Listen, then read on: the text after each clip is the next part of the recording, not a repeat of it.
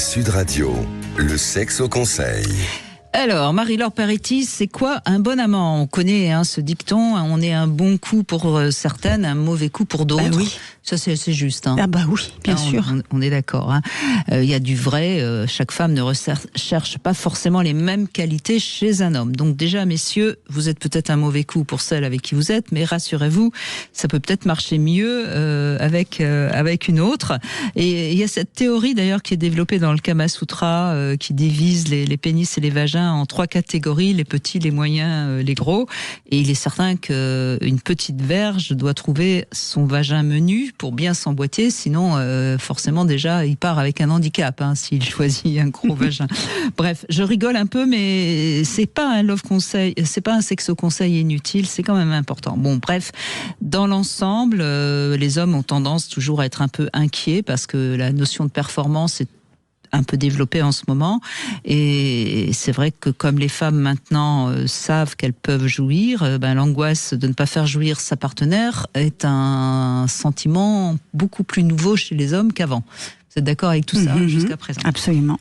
Alors, qu'est-ce qu'un bon amant? J'ai fait la petite liste et vous allez me dire, Marie-Laure Peretti, d'abord, peut-être cette capacité à continuer à séduire sa partenaire afin de maintenir son désir.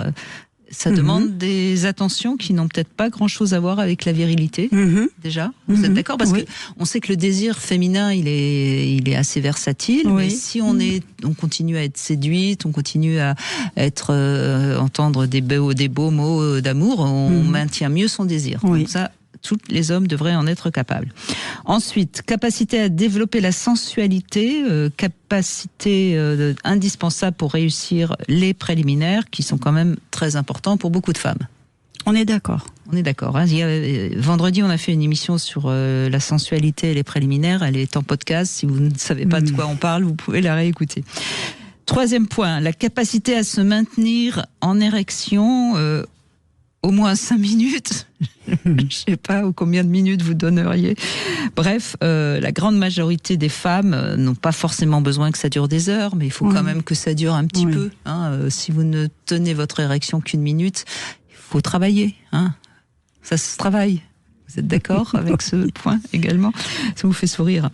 Ensuite, la capacité à garder un petit peu d'énergie après votre orgasme afin d'échanger quelques moments de tendresse. Ne filez pas tout de suite sous la douche. Oui, oui, c'est bien. C'est bien, c'est important. Voilà, alors, j'en ai pas trouvé d'autres essentiels, donc c'est pas si compliqué d'être un bon amant. Non, vous voulez ajouter peut-être quelque chose? Non, pas du tout. Pour moi, comme c'est beaucoup une histoire de peau, de senteur de peau et de peau. Donc du coup, tout ce que vous avez coché, c'est bon pour moi. Voilà. Et puis si ça fonctionne pas très bien, communiquez et voyez s'il y a moyen d'améliorer. Voilà, ne posez pas cette question comme ça. Alors, heureuse, c'était au siècle dernier. Alors, il vous reste quelques minutes encore pour gagner peut-être ce pack sensuel, petit jeu coquin de passage du désir. Vous le savez, il y a un petit jeu assez sympa, paraît-il, une sorte de jeu de loi, je crois. Et puis, vous avez également un petit plumeau pour vous caresser, et puis une huile de massage gourmande et chauffante. Voilà, si vous avez, c'est joli d'ailleurs, en plus c'est bleu et rouge. Et c'est ce passage du désir qui nous fait le plaisir de vous offrir ça. Vous pouvez envoyer par SMS Brigitte au 7 20 18.